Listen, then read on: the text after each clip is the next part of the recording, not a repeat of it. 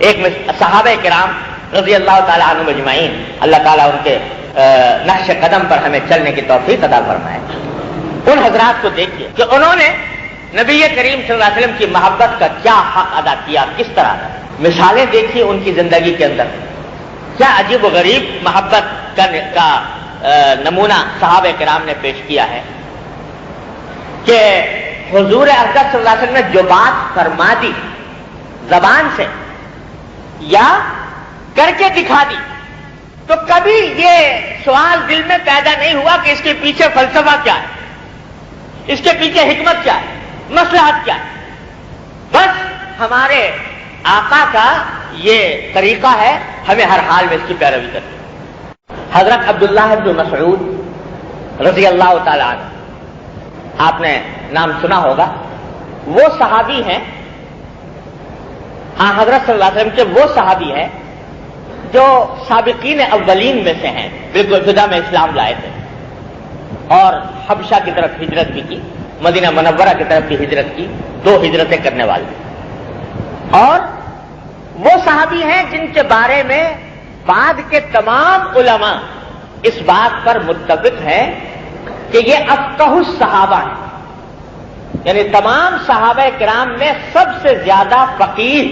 فقہ آپ حضرات جانتے ہوں گے، جو فقہ کے معنی ہوتے ہیں قرآن و سنت سے شرعی احکام کا استنباط اور اجتہاد، جو عقل چاہتا ہے، سمجھ چاہتا ہے، غور و فکر چاہتا ہے، ذہانت چاہتا ہے۔ تو سارے صحابہ کرام میں سب سے بڑے فقیہ کہلاتے ہیں عبداللہ بن مسعود رضی اللہ تعالیٰ۔ ان کا ایک واقعہ سن لیجیے۔ ایک مرتبہ نبی کریم سرور دو عالم صلی اللہ علیہ وسلم خطبہ دے رہے تھے مسجد نبوی کے اندر، تو آپ نے دیکھا ہوگا آج بھی یہ طریقہ چلا آتا ہے، اس وقت بھی تھا کہ جب کوئی خطیب یا مقرر تقریر کر رہا ہوتا ہے تو کچھ لوگ تو سنجیدگی سے اطمینان سے بیٹھ کر اس کی بات سنتے ہیں، اور بعض لوگ ایسے ہوتے ہیں جو دائیں بائیں تماشائی کی طرح کھڑے ہو جاتے ہیں۔ حالانکہ اس طرح مقرر کی تقریر کے دوران دائیں بائیں کھڑے ہونا تماشائی کے طریقے پر، یہ مجلس کے ادب کے خلاف ہے۔ بھئی اگر تمہیں بات سننی ہے تو اطمینان سے بیٹھ کر سنو، اور اگر سننا نہیں چاہتے تو جاؤ اپنے کسی کام میں بیٹھ جائیے۔ تو میری جرت نہیں ہوئی کہ میں ایک قدم آگے بڑھاؤں، حضور اقدس صلی اللہ علیہ وسلم فرمائے کہ بیٹھ جائیے اور میں چلتا رہوں، یہ میری جرت نہیں تھی۔ محبت نبی کریم صلی اللہ علیہ وسلم کے ساتھ محبت کا تقاضا یہ تھا کہ جب کان میں پڑ گئی بات تو اس کے بعد اس کے اوپر عمل کرنے میں ایک لمحے کی بھی تاخیر نہ۔ یہ ہے محبت کرنے والے نبی کریم صلی اللہ علیہ وسلم، ورنہ عقلی تعویلات بے شمار ہو سکتی ہیں اور یہ عقلی تعویلات اتنی غلط بھی نہ ہوتی، لیکن محبت کا تقاضا یہ تھا کہ محبوب کے زبان سے یہ کلمہ نکلا ہے تو اس کے بعد ایک لمحے بھی اس میں تاخیر نہ ہو۔ حضرت عثمان ابن عفان رضی اللہ تعالی عنہ، حضرت صلی اللہ علیہ وسلم کے تیسرے خلیفہ، اور یہ بھی سابقین اولین میں سے ہیں، عشرہ مبشرہ میں سے ہیں۔ آپ نے اگر سیرت کا مطالعہ کیا ہو تو یہ واقعہ آپ نے دیکھا ہوگا کہ صلح حدیبیہ کے موقع پر حضرت صلی اللہ علیہ وسلم نے ان کو مشرکین مکہ کے سرداروں کے ساتھ مذاکرات کے لیے بھیجا تھا کہ یہ جا کر مکہ کے کافروں سے مذاکرات کریں۔ تو جب یہ مکہ مکرمہ گئے تو اپنے ایک چچا زاد بھائی کے گھر میں ٹھہرے، اور صبح کو جب مشرکین مکہ سے مذاکرات کے لیے جانے لگے تو ان کے چچا زاد بھائی نے ایک مشورہ دیا ان کو۔ مشورہ یہ دیا کہ جناب آپ ان مکہ مکرمہ کے بڑے بڑے سرداروں کے ساتھ مذاکرات کے لیے جا رہے ہیں، اور آپ نے جو ازار پہنا ہوا ہے، اس زمانے میں ازار کے معنی ہے تہبند، تو وہ تہبند پہننے کا عام رواج تھا، اور یہ جو تہبند آپ نے پہنا ہوا ہے ازار، یہ ٹخنوں سے بہت اونچا ہے، اور مکہ کے سرداروں میں، مکہ مکرمہ کے سرداروں میں یہ بات بڑی مشہور ہے کہ جس کا ازار وہ ٹخنوں سے اونچا ہو اس کو وہ حقارت کی نگاہ سے دیکھ، اچھا نہیں سمجھ، عزت نہیں کرتے اس کی۔ ان کے ہاں تو عزت کا معیار یہ ہے کہ جتنا زمین پہ لٹکا ہوا ہو تہبند، اتنا ہی وہ آدمی زیادہ معزز اور زیادہ مکرم سمجھا جاتا ہے۔ جاہلیت کے زمانے میں ایک شاعر گزرا ہے، وہ یہ جاہلیت کے جو شعراء ہوتے تھے یہ اپنے مفاخر اور اپنے فضائل اور اپنے بڑائیاں بہت بیان کیا کرتے تھے. تو ایک شعر کے اندر اس نے اپنی بڑائی بیان کی ہے کہ وہ کہتا ہے اپنی بڑائی بیان کرتے ہوئے کہ اذا مصطبحت اربعا خط میزری، جب میں صبح کو شراب کے 4 جام چڑھا کر نکلتا ہوں تو میرا جو ازار ہے وہ زمین پر لکیریں بناتا ہوا جاتا ہے.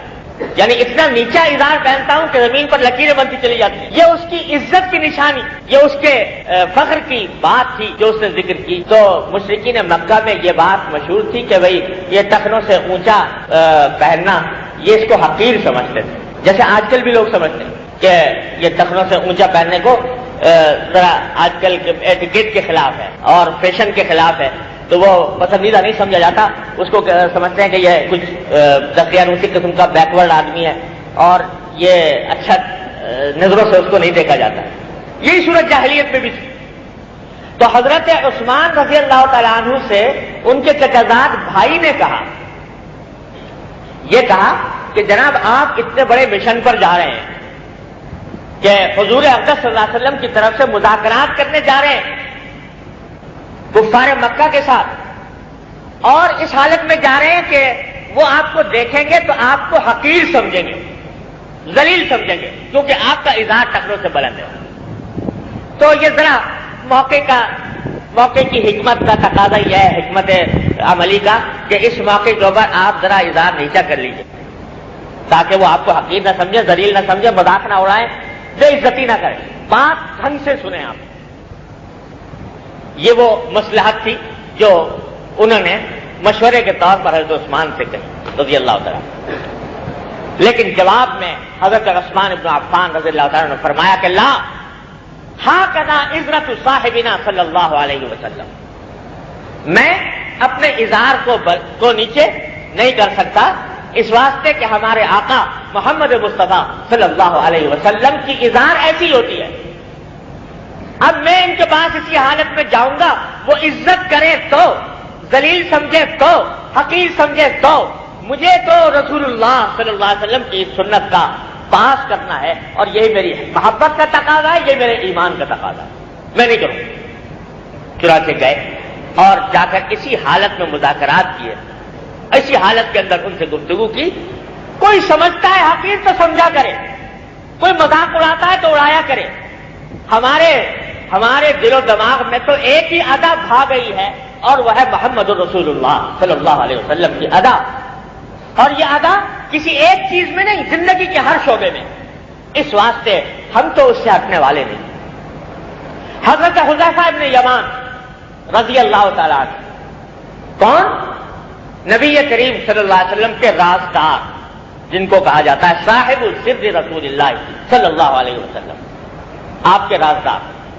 اور وہ صحابی جن کو حضرت صلی اللہ علیہ وسلم نے بڑی بڑی مہمات سپرد کی جہاد کے دوران، وہ کسرا کے دربار میں ہیں. اور کسرا آپ جانتے ہیں کہ اس زمانے کی سپر پاور.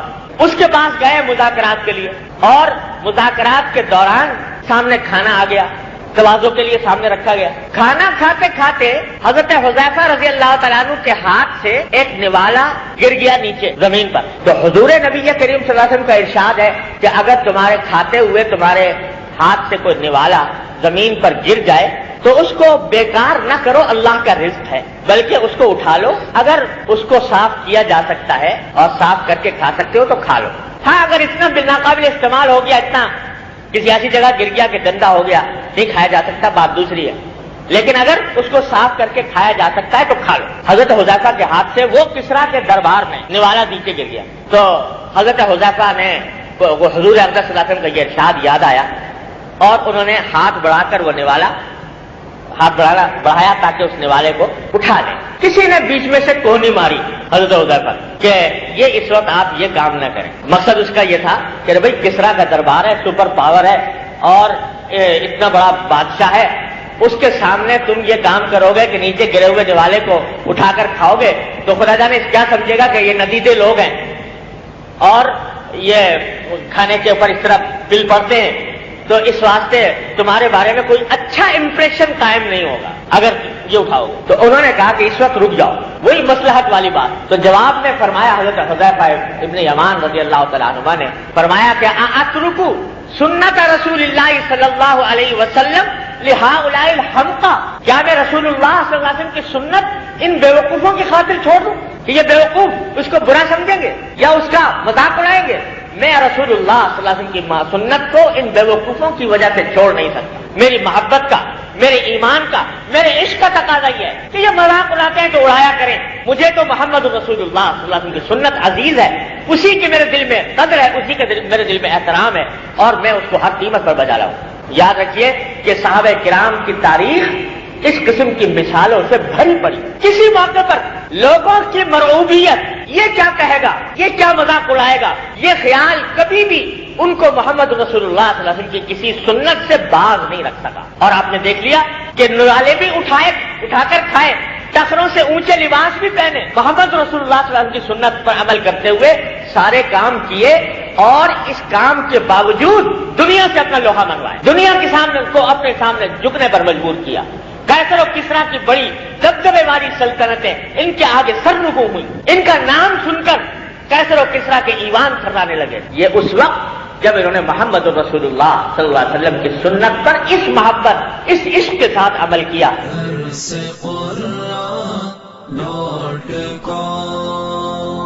www.darsequran.com